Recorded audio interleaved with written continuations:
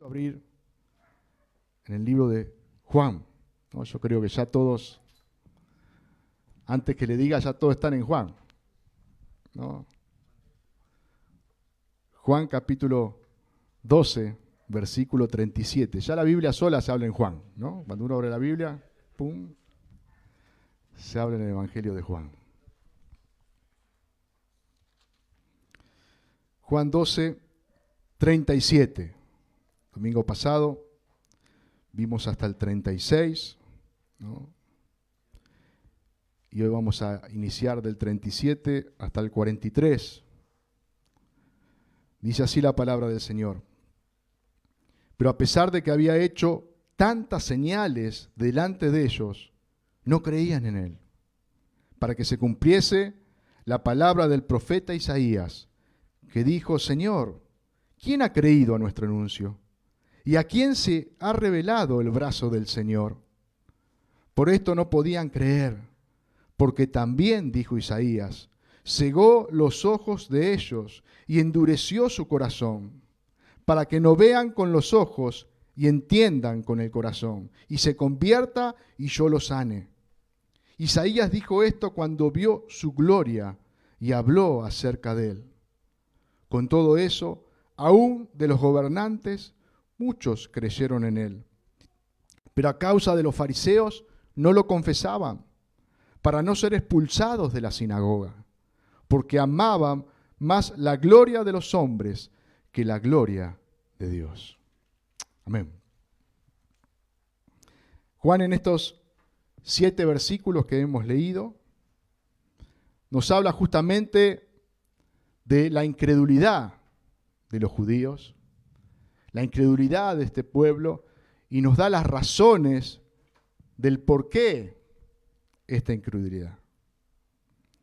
Es algo que Juan había anunciado ya desde un principio, ¿no? En el primer capítulo, Juan decía: a lo suyo vino, hablando de Jesús, y los suyos no le recibieron. Juan desde un principio anunciaba el rechazo del pueblo de Israel, de los judíos, hacia Cristo, hacia el Mesías. La gran mayoría rechazaron a Jesús. No creyeron en él como el Mesías, como el unigénito Hijo de Dios. Y eso que este pueblo tuvo todos los beneficios de Dios desde el principio. Fueron el único pueblo en toda la tierra que Dios se les reveló de una forma especial y única. No hubo otro pueblo como este. Y ellos rechazaron a Dios. A pesar de todas las señales, de todas las profecías, más de un profeta habló acerca de aquel que iba a venir. Reveló lo que iba a suceder en el Antiguo Testamento. Y cuando el Mesías llegó, ellos no le reconocieron. Al analizar este texto vamos a ver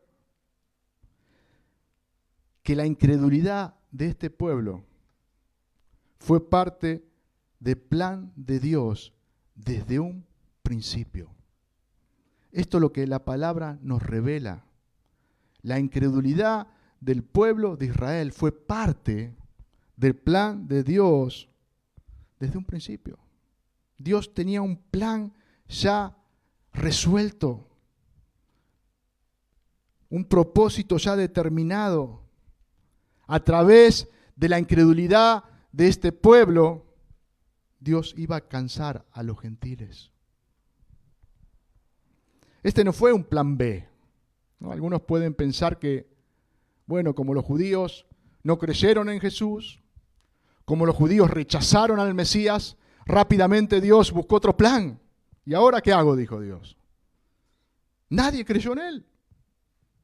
Bueno, vamos a buscar a los que no son judíos. Vamos a buscar a los gentiles. No. El plan de Dios desde la eternidad, desde un principio, fue este. salvar a los gentiles con este propósito, de esta manera. Dice Génesis 12:3, bendeciré a los que te bendijeren y a los que te maldijeren maldeciré, y serán benditas en ti todas las familias de la tierra.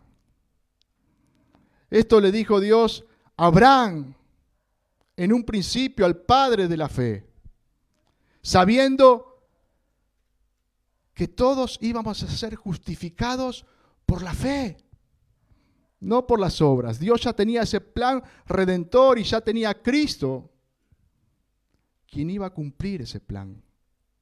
Miren lo que dice Pablo acerca de este pasaje de Génesis en Gálatas 3:8. Y la Escritura, previendo que Dios había de justificar por la fe a los gentiles, dio de antemano la buena nueva a Abraham, diciendo: en ti serán benditas todas las naciones.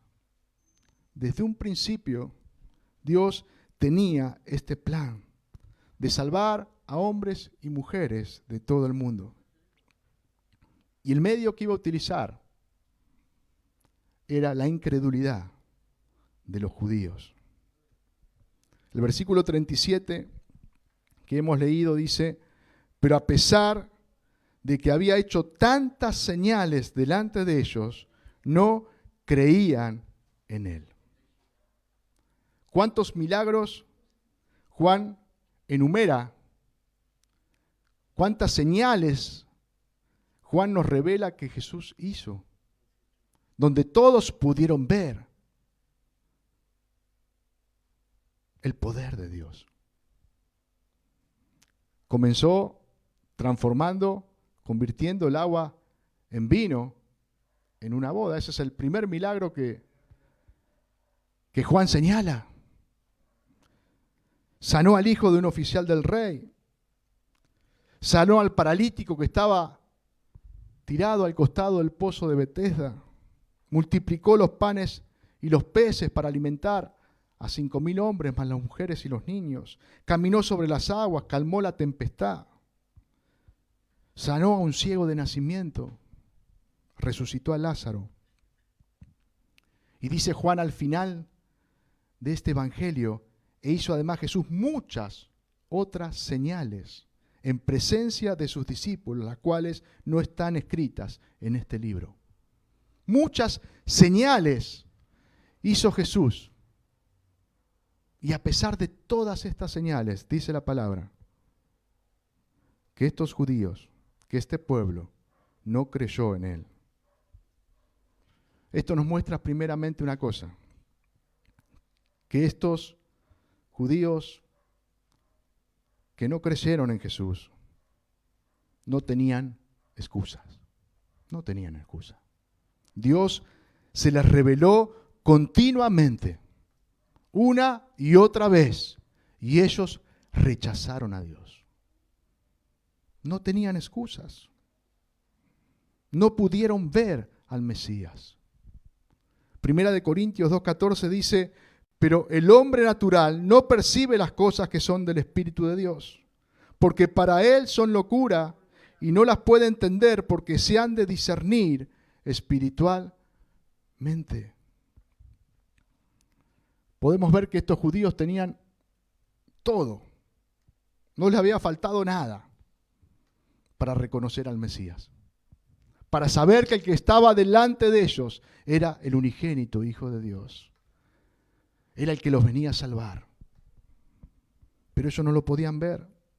Estaban ciegos espiritualmente. Como le dijo Jesús a Nicodemo, necesitaban nacer de nuevo. Porque si esto no se producía en su corazón, no podían ver el reino de Dios. No lo podían ver. Y Juan, en este texto, nos revela dos causas para la incredulidad de Israel. Una causa divina, como hemos visto, y una causa humana. Y las dos causas se entrelazan entre sí. La causa divina y la causa humana.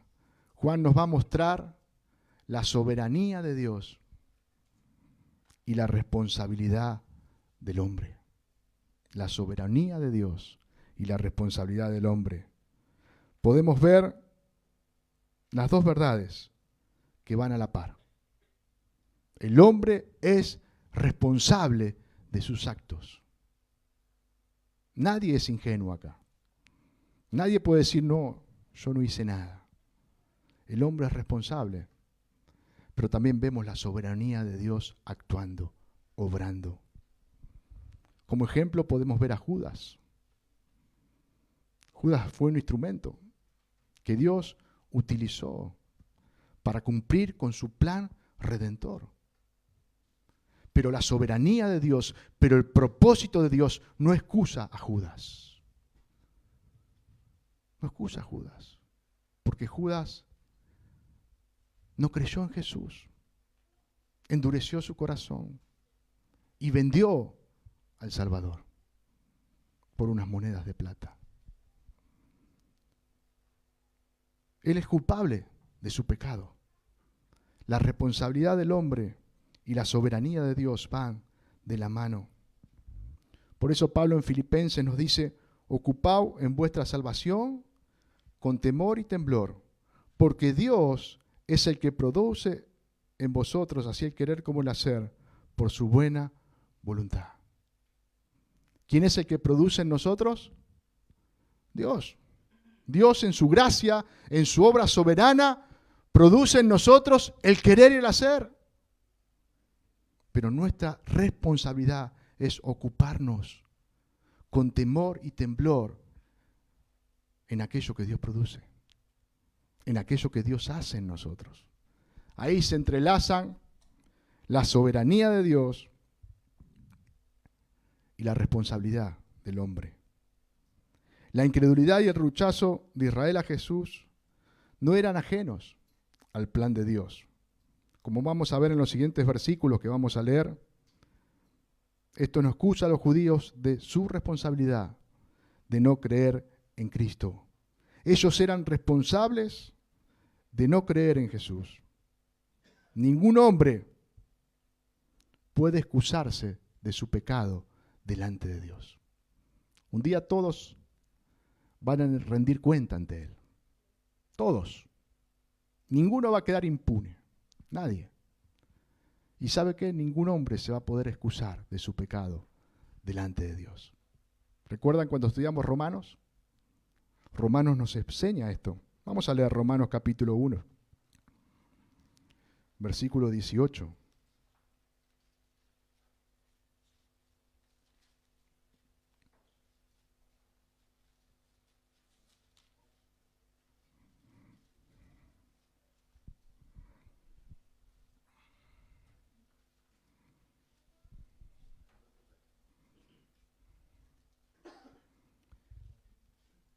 Romanos 1:18 dice, porque la ira de Dios se revela desde el cielo contra toda impiedad e injusticia de los hombres que detienen con injusticia la verdad. Porque lo que de Dios se conoce les es manifiesto, pues Dios se lo manifestó. Porque las cosas invisibles de Él, su eterno poder y deidad se hacen claramente visibles desde la creación del mundo, siendo entendidas por medio de las cosas hechas, de modo que no tienen excusa. Pues habiendo conocido a Dios, no le glorificaron como a Dios, ni le dieron gracias, sino que se envanecieron en sus razonamientos, y su necio corazón fue entenebrecido. Acá Pablo nos habla de la culpabilidad del hombre. El hombre no tiene excusa. Alguno puede decir, bueno, pero a los judíos Dios se les reveló, Dios le habló por medio de los profetas, Dios le dio las leyes, los mandamientos. Pero acá Pablo nos habla de todos los hombres. Todos los hombres saben que hay un Dios. Todos los hombres saben que hay un Creador. Las cosas visibles de Dios están expuestas, de modo que no tienen excusa. Pero el hombre constantemente rehúsa buscar a Dios. Se rebela contra Dios. No quiere saber nada con Dios. Y Dios obra. Su ira se manifiesta, como dice mismo en Romanos, en el versículo 26, dice, por esto Dios los entregó a pasiones vergonzosas, ¿no? Dios los entrega a lo que hay en ellos, hermano. Por eso el hombre no es inocente, porque el hombre es un cochino pecador, que si no es tan malo como podría ser, es porque la gracia de Dios lo sostiene.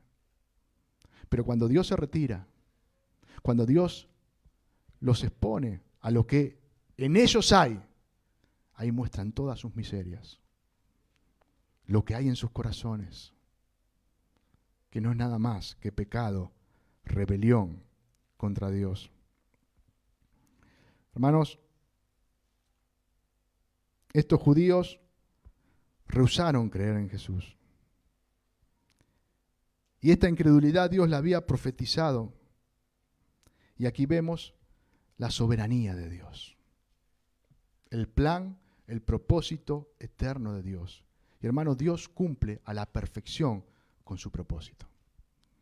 A veces pareciera, uy, Dios, esto acá me parece que se le pasó por alto. A Dios no se le pasa nada por alto. Nada. Dios tiene el control hasta de las mínimas cosas. Dice su palabra que no se cae un cabello de nuestra cabeza sin que Él lo sepa. Y a veces leemos ese pasaje y ya lo hemos escuchado, nos suena familiar. No se cae un cabello. ¿Cuántos cabellos se le caen cuando se baña? Bueno, Él tiene el control hasta de eso. Nuestra mente humana no puede entender, pero ahí vemos la soberanía de Dios. Ahí vemos el gobierno de Dios. Ahí vemos la omnisciencia de Dios. Hermanos, Dios es omnisciente. Dios puede ver lo que hay en cada uno de nuestros corazones.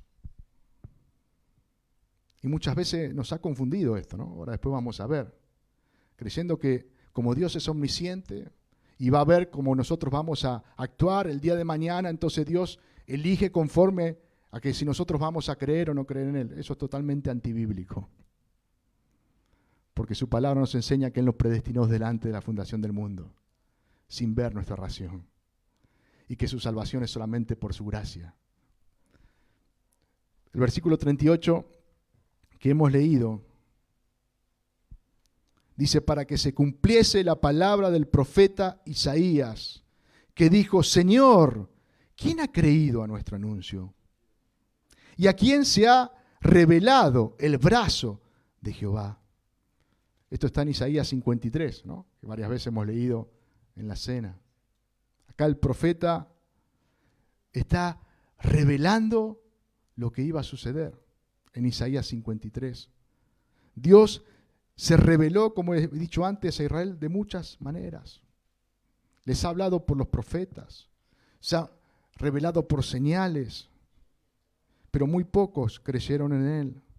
Pero Dios en su soberanía sabía que esto iba a suceder. Isaías nos revela que Dios sabía que el pueblo de Israel no iba a creer en Jesús. 600 años antes, Isaías lo estaba profetizando. Hermano, Dios conoce todas las cosas, todo. El Salmo 139, David nos dice, oh Jehová, tú me has examinado y conocido. Tú has conocido mi sentarme y mi levantarme. Has entendido desde lejos mis pensamientos. Has escudriñado mi andar y mi reposo, y todos mis caminos te son conocidos. Pues aún no está la palabra en mi lengua, y aquí, oh Jehová, tú la sabes toda. David reconocía la omnisciencia de Dios. Y hermanos, estos atributos nos muestran la soberanía de Dios. Su omnisciencia, su omnipresencia, su omnipotencia, su inmutabilidad. Dios no cambia. Dios, siendo soberano, obra conforme a sus propósitos siempre, siempre, usando el bien y usando el mal, pero siempre está bajo su voluntad. Nada puede estorbar el plan de Dios, nada detiene a Dios en su propósito, en su plan. Vemos que la incredulidad de los judíos era la marca del juicio de Dios, del juicio de Dios contra ellos. El versículo 39 que hemos leído dice: por esto no podían creer, porque también dijo Isaías, cegó los ojos de ellos y endureció su corazón, para que no vean con los ojos y entiendan con el corazón, y se convierta y yo los sane. Y dice el 41, Isaías dijo esto cuando vio su gloria y habló acerca de él. Esto Juan aclara que Isaías estaba viendo a Jesús. Isaías estaba viendo al Mesías. Isaías le estaba viendo actuar.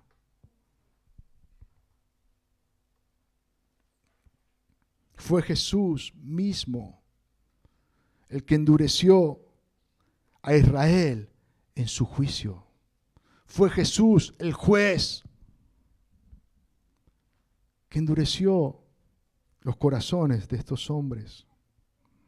Si leemos el texto, léalo después en su casa, el capítulo 6 de Isaías.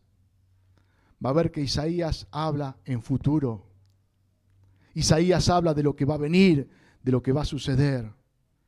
Pero acá Juan lo traslada al pasado. Juan habla como que algo que ya pasó, algo que ya sucedió. Dios cegó los ojos de ellos para que no pudieran ver, para que no pudieran conocer al Mesías. Por eso podemos ver en este texto el plan soberano de Dios.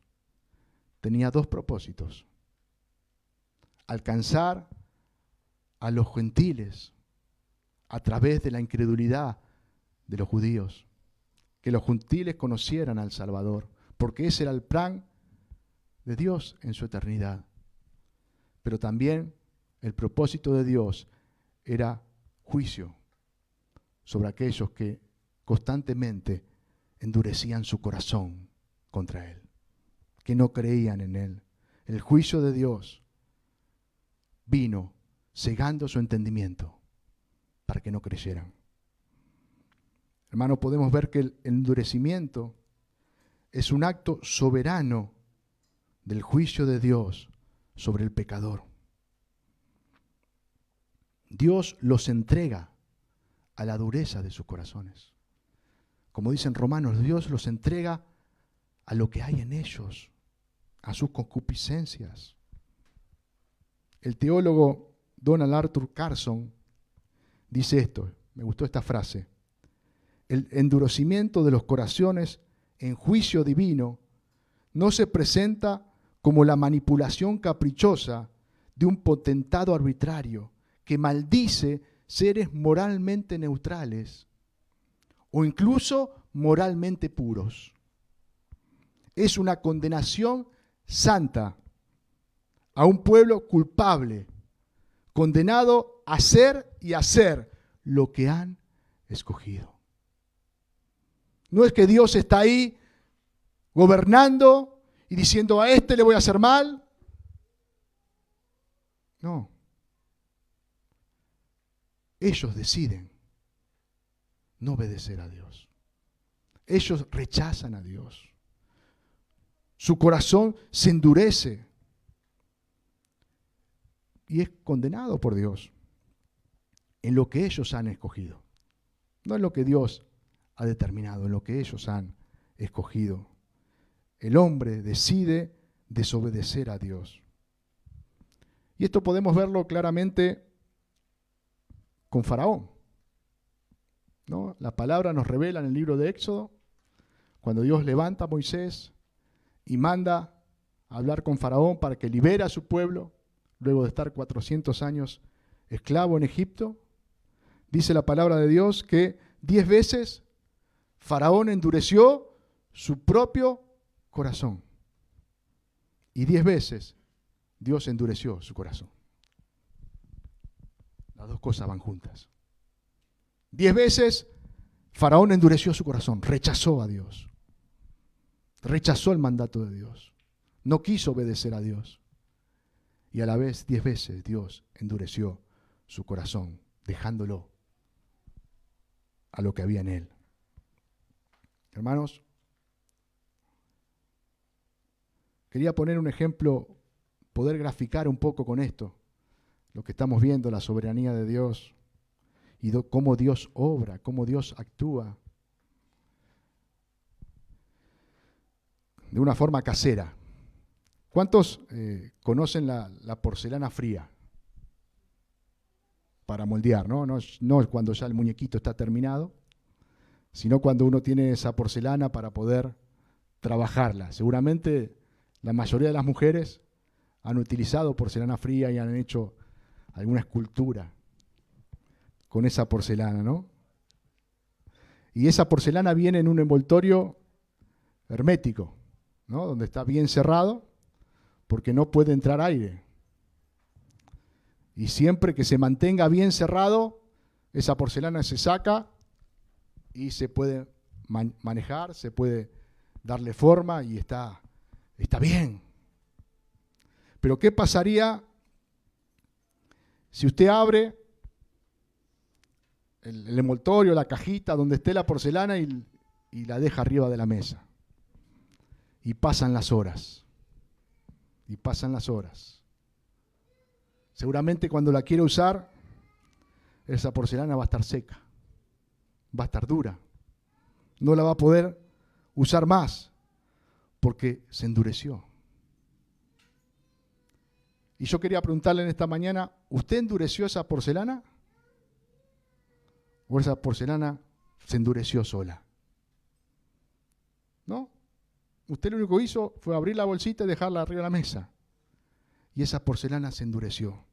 ¿Por qué se endureció? Porque los componentes por el cual estaba hecho no permiten que esté al descubierto, que esté al aire libre, que el aire le dé, porque si el aire le da, se endurece. Si estuviera bien tapada, no se hubiera endurecido. Yo quería representar esto con nuestra vida y la gracia de Dios y la soberanía de Dios. Nosotros somos como esa porcelana, que solamente por la gracia del Señor podemos obedecerle. Ese envoltorio o esa cajita bien hermética representa la gracia de Dios. Que si Dios retira su gracia sobre nuestra vida, nosotros nos vamos a endurecer. Nuestro corazón le va a rechazar. Solamente por su gracia podemos conocerle. Solamente por su gracia podemos obedecerle. Y así es como Dios actúa. En su soberana voluntad, hermano. Los corazones que se endurecen es porque Dios se retira. Porque Dios deja que en esas personas aflore lo que hay en ellos.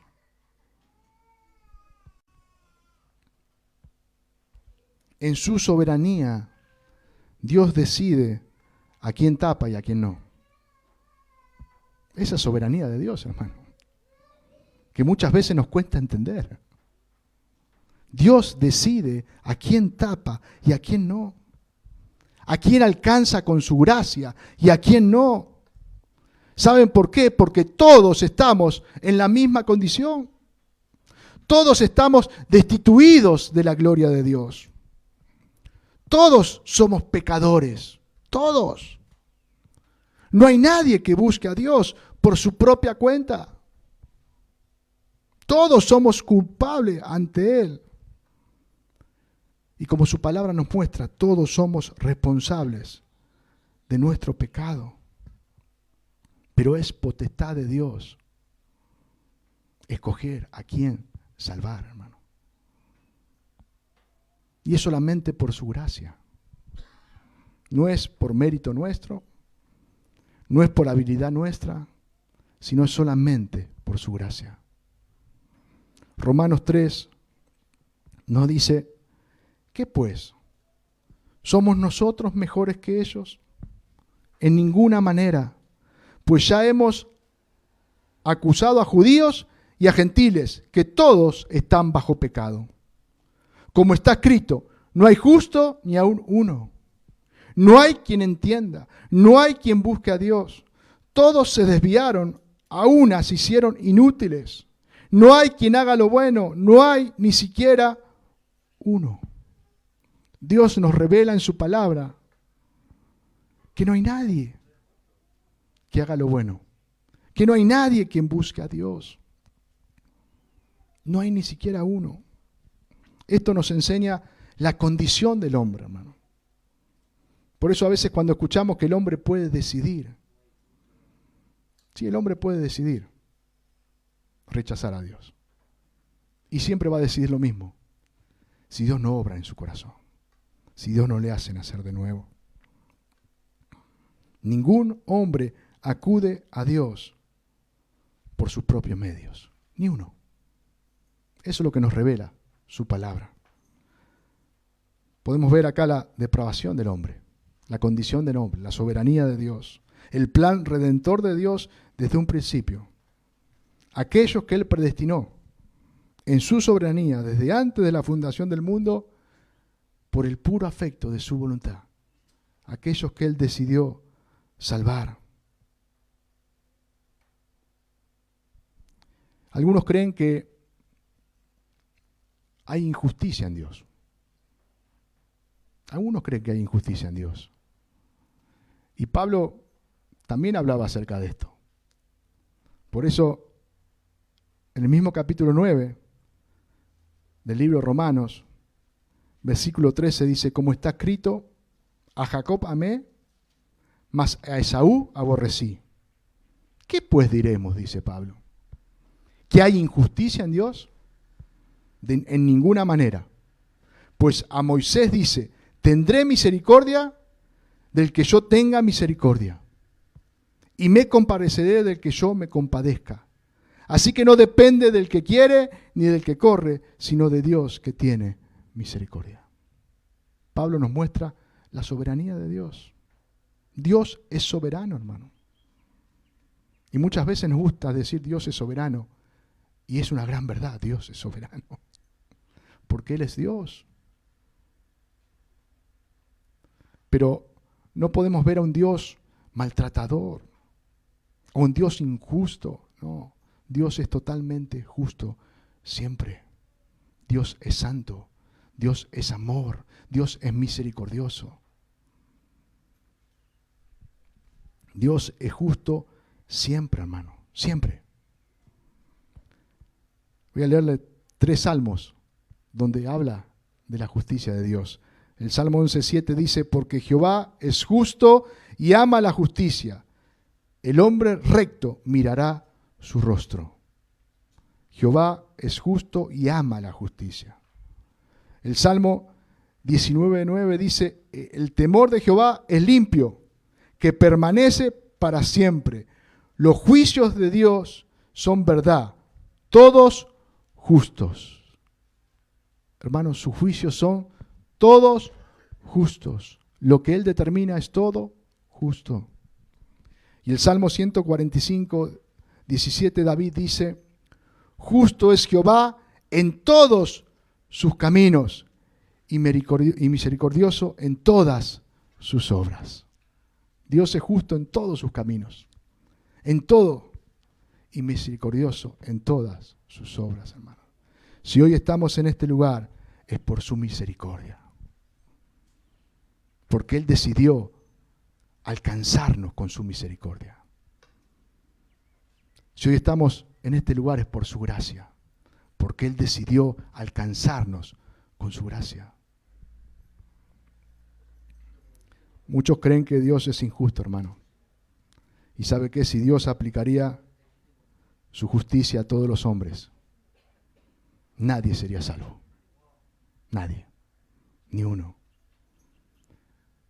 Vemos que Dios es misericordioso. Vemos que Dios es un Dios de gracia. Es un Dios de amor. Porque nosotros éramos enemigos de Él.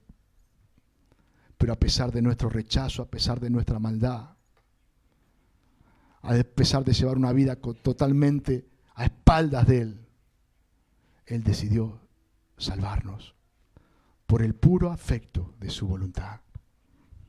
Porque Él es misericordioso. Porque todas sus obras son en misericordia.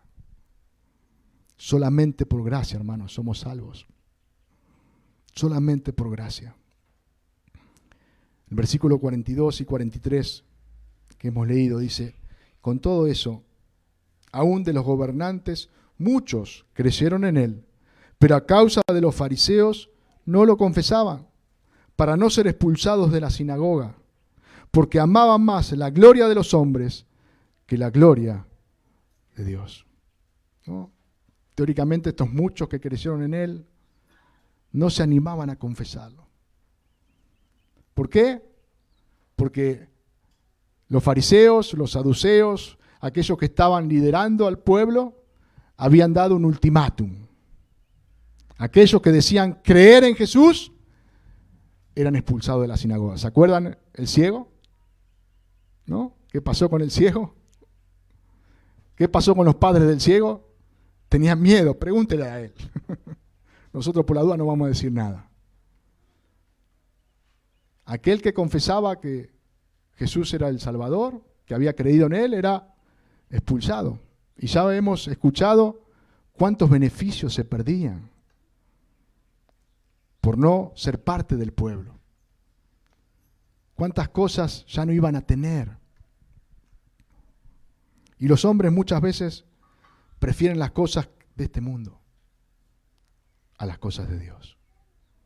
Prefiere lo que el hombre puede darle a lo que Dios quiere darle.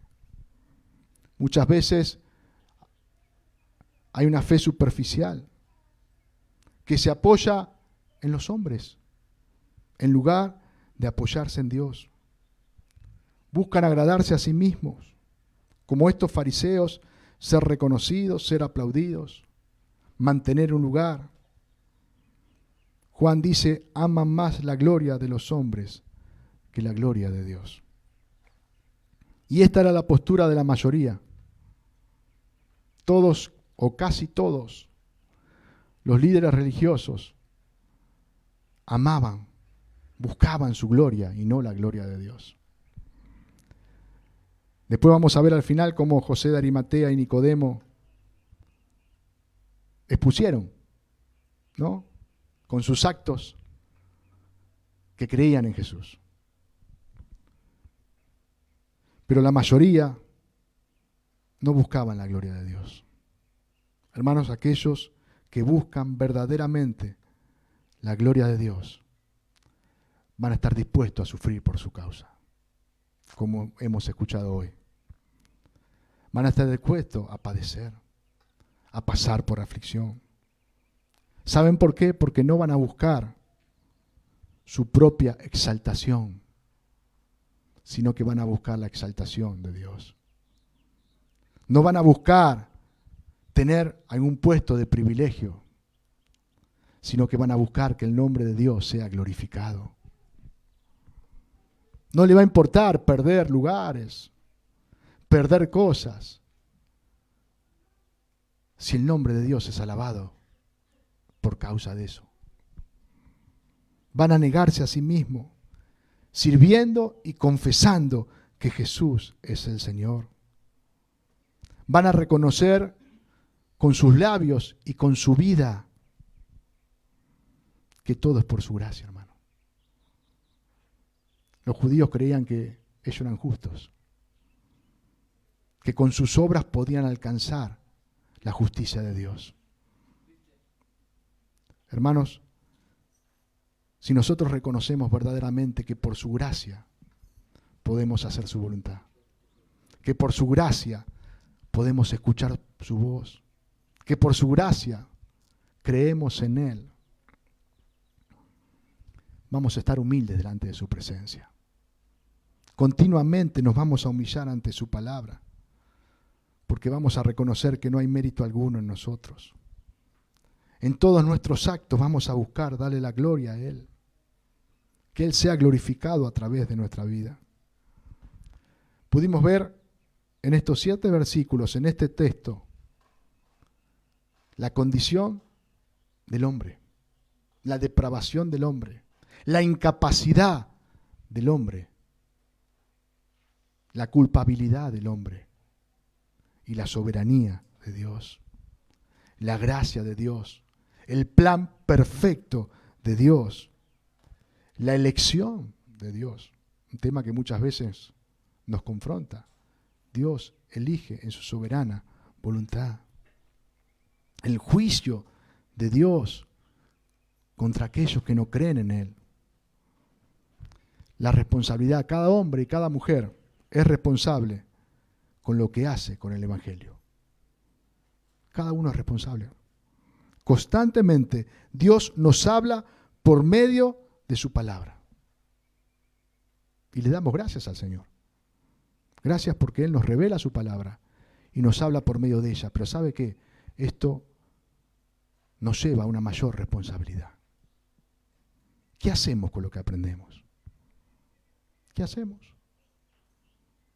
Hoy tenemos un mayor conocimiento, porque Dios en su gracia se ha revelado por medio de su palabra. ¿Qué hacemos? ¿Somos simplemente oidores o también somos hacedores de su palabra? Por eso, en esta mañana déjeme terminar con este pasaje que ya hemos compartido el domingo pasado. Isaías 55:6.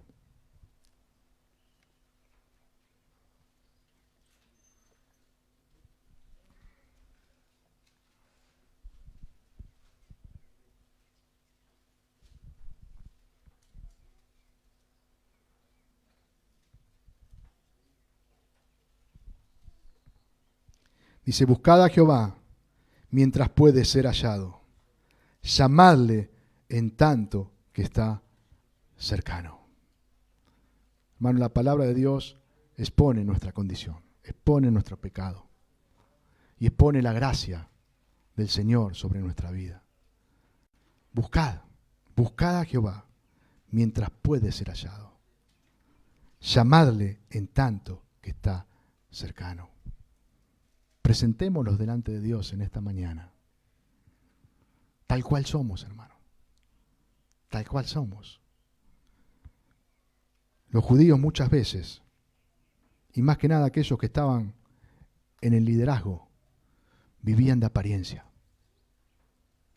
Y lo que más temían era perder eso. Que el pueblo no les reconociera más.